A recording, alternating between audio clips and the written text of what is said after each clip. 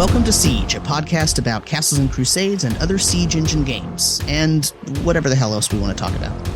I'm your host, Sam Dillon, and I am here with my wonderful co-host, George.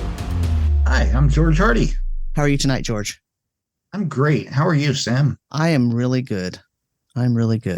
So let's talk about unarmed combat. And George and I disagree about unarmed combat. George, do you have anything you want to say about unarmed combat? I try to avoid it at all costs. I think it has gotten better. A statement that I made earlier about 3.5, where if you did not have one of these great feats, it was very simple to adjudicate. There's an attack of opportunity before the attack, or like the grapple, the overbearing, the sundering, and typically my villains would always make that attack of opportunity, which would always make the opponent fail their grapple or other check. It was very easy to adjudicate. And you don't think the C&C rules are easy to adjudicate? They're easier than I had thought. After reading through the script, it was. Well, let me tell you why George and I disagree. George put a note in that said, I got to tell people to have a cheat sheet about these. And I said, no, you don't. But here's why he said that. If you go to the printings of the player's handbook before the 7th printing, or maybe even before the 6th printing, you will find a set of grappling, overbearing, and pummeling rules that is very different from the rules that are in the current printings of the PHB. In the current printings of the PHB, the grappling, overbearing, and pummeling rules and the just normal unarmed attack rules are very basic and simple. And in fact, these rules were the rules that were the alternative rules printed in the Adventurer's Backpack supplement book. In the 6th printings and previous printings, so 1st through 6th printing, the grappling, pummeling, and overbearing rules were very different. In the 7th and later printings, they have become very much more simplified. And the reason they became simplified is because the designers made a choice to take what were previously alternate rules that were published in the Adventurer's Backpack and make those the rules in the PHB. And these rules say that if you're going to do an unarmed attack, you can just do a normal unarmed attack using your fists or your body or claws or whatever. And that's just a typical attack roll, a d20 plus your base to hit plus your strength mod versus the AC of the opponent. Okay, that's typical. That's normal attack. By definition, it's an unarmed attack, but it's not even a subdual attack. It's just an attack and you could cause death. It's just a normal attack. But then there are grappling, overbearing, and pummeling rules. So, George, why don't you tell us about the grappling rules currently listed in the player's handbook? That's simply a D20 roll with your base to hit plus your strength modifier versus the armor class of your opponent. And the point of the grappling, the reason why it looks just like a regular attack roll, but it's called something else, is that the idea is if you succeed on that roll, you don't do damage. It's just that you have now held the opponent. And now you've held the opponent and you can take your next turn and try to knock them down. You can try to knock down a pinned opponent. As long as you're holding that opponent, you cannot take any other action. And the defender can't do anything except try to break your hold. No spell casting, no escape checks, nothing. Right. The way that they break their hold is by making a successful grappling attack against you. Against the thing holding them, against the PC holding them, in initiative order next turn. That's literally all they can do. Okay. The defender and attacker now that are grappling each other, or the one that's grappled and the one that's pinned, they can do nothing except either continue that grapple, do an overbear, that's the attacker, or if they're the defender, they can try to get out of that. And overbearing is very similar. It's the same kind of roll. It's a D20 plus a base to hit plus a strength mod. It's just a regular attack roll versus the AC of the target. Okay. And basically the idea here is that you are going to try to take that creature that you've grappled and knock them down. In fact, rules is written, they don't already have to be grappled. You can just overbear, like run into them and knock them over. But I have a caveat about that later. So if you made a successful grappling check versus the target that you're about to try to overbear, you actually get a +1 to the overbear. So that's the reason why you might want to do the grappling before you overbear. And also, if more than one attacker is trying to overbear a single opponent, then you make one overbearing roll, but then you get a +1 for each attacker that is also trying to help you. So in other words, it's the case of if 10 goblins come in and they try to grapple and knock down a fighter, you make one attack roll for that, and then you're going to get a +1 for each additional goblin that is trying to knock that thing down. Okay. Right. So that's your gang up effect, basically. The difference between a grapple and an overbear is the grappling does not knock the creature down. In grappling, you're just holding them. Okay. In overbear, you're knocking them down.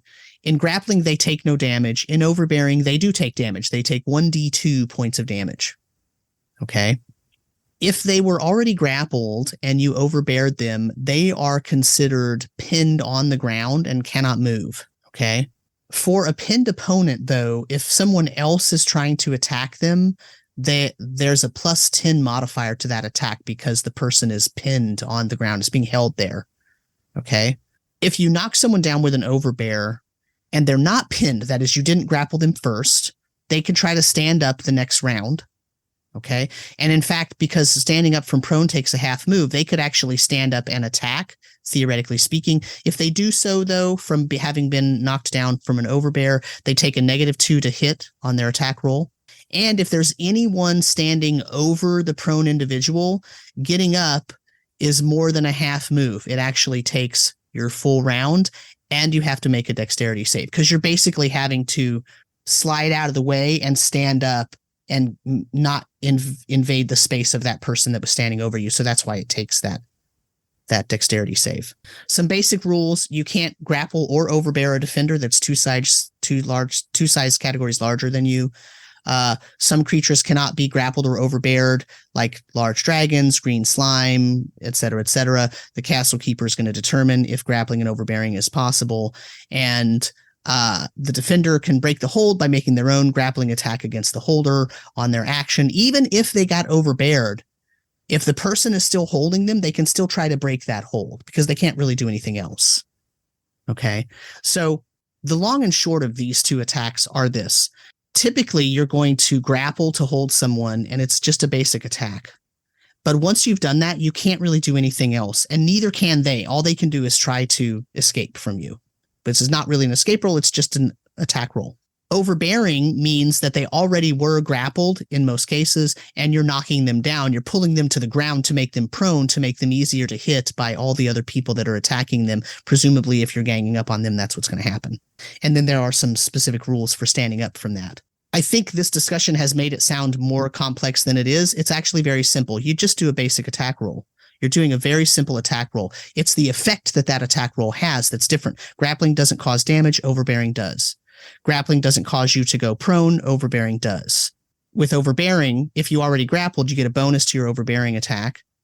And with overbearing, if there's more than one individual trying to do it, you only make one roll, but you get a bunch of bonuses for each individual that's trying to take part in that activity.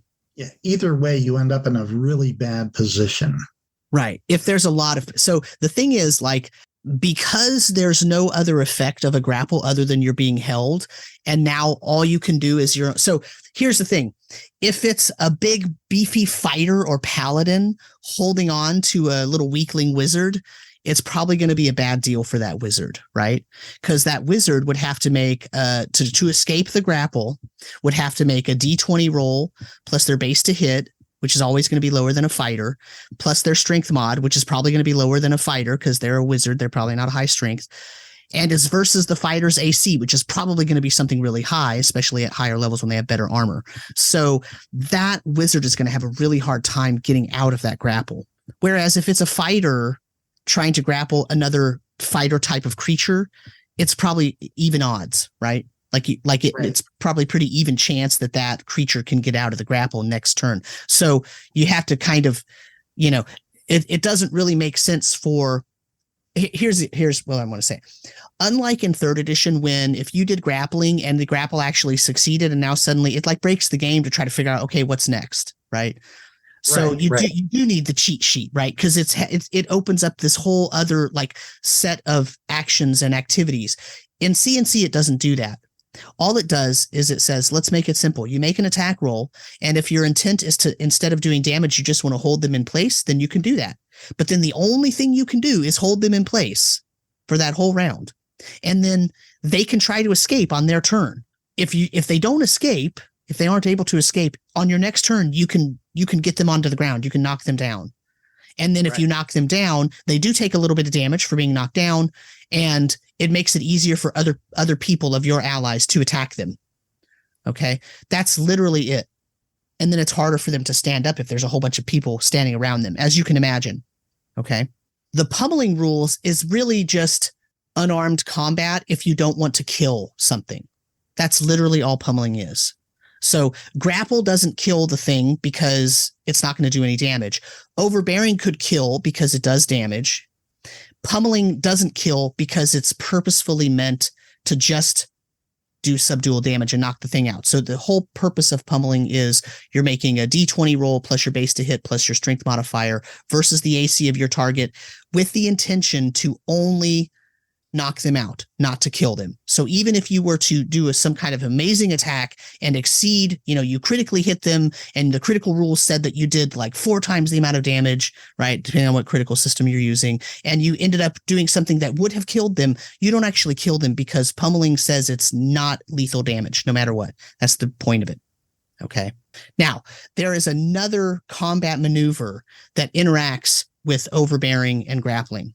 And it's one of those things where you wonder why both of them are still in the book. And I'm going to explain why, or I'm going to explain how to deal with them, even though they're both still in the book. The thing that I'm talking about is trip, the trip rules.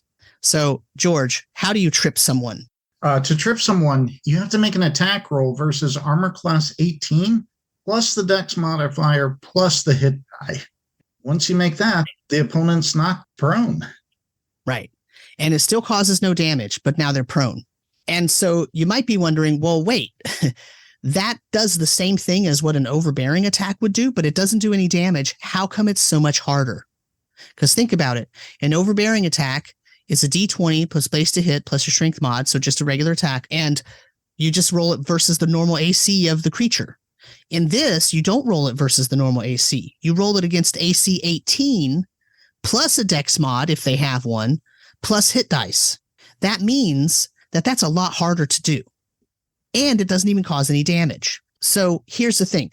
To stand up from being tripped, it's the same drawbacks as if you stand up from being from an overbearing attack. So I'm not going to discuss those because it's the same. But tripping is a lot harder than overbearing. And so someone might ask, and someone did ask in the Discord a while ago, why would anybody ever want to trip when you could just overbear? Tripping is a lot harder. If the AC of the creature is only 14, it's a lot easier to overbear them than it is to trip them because tripping automatically makes their AC 18. And so my answer is you wouldn't do that. If you're smart, you would just use an overbearing attack because it's easier to pull off because the target's AC is probably lower than 18. Not very many creatures actually have a really high AC in CNC. So then the question was posed, well, why does trip even exist in these rules then? If there's an easier thing that does the same thing. And my answer is my house rule. And that is that in my game, a PC cannot use overbearing just to knock a person over. If you're going to use overbearing, you have to grapple first. So you have to do a grappling attack in the first round and an overbearing attack in the second round. And it makes it a 2-roll activity and a 2-round activity to get them to the ground. That's why the AC is lower than 18. But if you are a CK and you just allow a person to use overbearing to basically have the same result as a trip attack, you're making it so that trip shouldn't even be in the game because nobody's going to do the more difficult thing because they're less likely to succeed to get the same effect. Does that make sense? I think it does. Samuel, I'm wondering even if trip was an action in earlier editions of the Player's Handbook. Yes and no. So it was a combat maneuver in the Castle Keeper's Guide. So along with in the 8th printing or in the 7th printing and later, along with them bringing in the overbearing, pummeling, and grappling rules from the Adventurer's Backpack, what they also did was they brought in some of the combat maneuvers from the CK Guide and added those to the player's handbook. And that was in the CK Guide, the Castle Keeper's Guide. Interesting. So if you look, for example, if you look at the 6th printing, the only combat maneuvers that are listed are dodging, disengaging, the 2 types of disengage we talked about, disarming, evading, and a flank attack. And that's pretty much it. And 2-weapon fighting, which we talked about in the last episode. That's it. In the CK Guide, there were a bunch more, like shield wall and shield bash and tripping, and actually parry was in there rather than evade, and different things like that. And called shots, right, were in there, and all those got moved to the player's handbook. So if those had been in the player's handbook in the 6th printing before overbearing was changed, then it wouldn't be a contradiction, right? Because the old overbearing rules, it was actually hard to do that. It was difficult to knock that opponent down because in the old overbearing and grappling rules, the attack roll was against the AC plus some other modifiers. Like there was a size modifier, there was a strength modifier, there was whether they had strength prime or if it was a creature, if it had physical primes, right? There were all these different modifiers that could make that AC or number to beat go really high. And so that wouldn't contradict the trip rules, which also had start with that high AC. But because they went to the more simple version of the overbearing and grappling rules, it makes trip a really unlikely thing for any PC to choose to try to do because it just starts out with such a very high difficulty. Yeah. I know the wolf used to just have to make a bite, or the warg, I'm sorry, just needed to make a bite attack. Right. To create the trip. Yeah. Well, so that's different, I think, because it's a creature ability, right? It is. Yes. Yes. And that's the difference, I believe, as well. Yeah. So if we were to look at the warg, right, it actually describes the whole thing that it can do. It can attempt to drag an opponent to the ground when it makes a successful bite. The opponent is allowed a dex save to resist being pulled to the ground. They lose initiative the next round. And so the thing is like that. So now they're prone on the ground, but they're then being dragged. They're trying to be dragged. Right. Yeah. So that's a special, so the wolves and wargs can do it. Yeah. Yeah. Interesting. Yeah. But it allows a save to the opponent, but then it also doesn't have all of the other language around it, right? There's no, right. If you're prone and you try to get up and attack it, it takes a -2. Like none of that stuff really is discussed here. It's just saying, well, you're going to get tripped, dragged to the ground, right? You get a save, yeah. Right. So yeah, yeah. So I think this trip, yeah, it's more like humanoid versus humanoid, right? Because if it's more like an animalistic creature that has kind of a different body plan, that tripping is a lot different from the tripping that a kobold or a hobgoblin or something would do.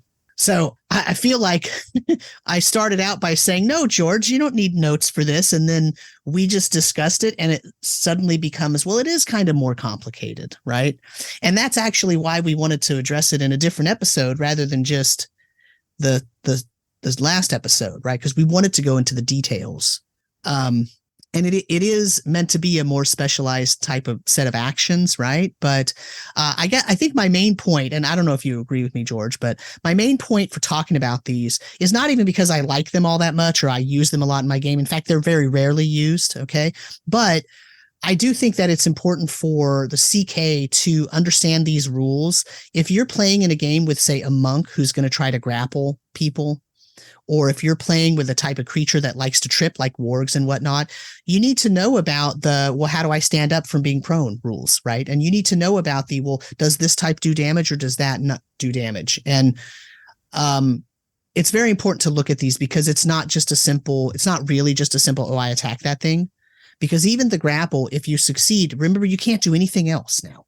If you want to do anything else, you end up letting go of that grapple. And so why did you bother to grapple them in the first place, right? So, there's a lot of nuance to these that even though they're greatly simplified from what they used to be, it still could cause a great slowdown if the CK is not familiar with the rules. And that's really the point of talking about this in this episode. And I think it also opens up a lot of opportunities. So, for example, going back to the initiative with large size creatures getting initiative on that first encounter, even your troll, a simple troll, is a large size creature. Right. So running up to attack it, it's going to get how many attacks?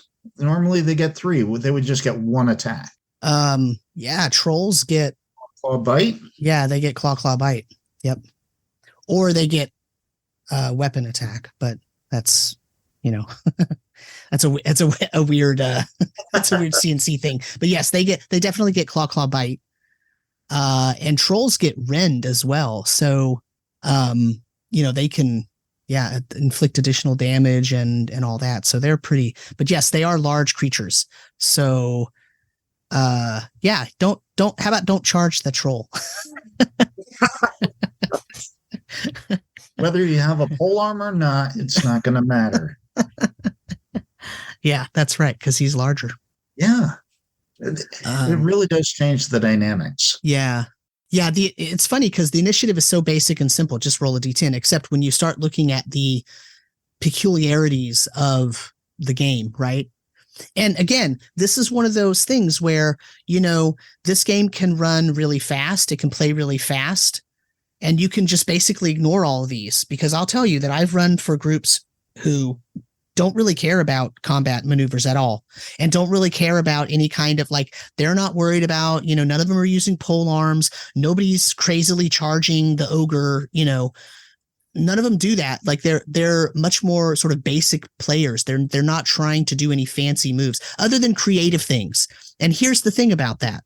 The creative things, one of the things that these guidelines give you, and the initiative rules and the movement rules and the combat maneuver rules, one of the things they give you is, as a CK, a good background so that you have an idea of how it might make something difficult or easy if the player decides to do something very creative. Because if they decide to do something very creative, there might not be a combat maneuver for that item. Oh, I want to stand up on my horse and I want to jump over the gap here and get to the top of this giant boulder.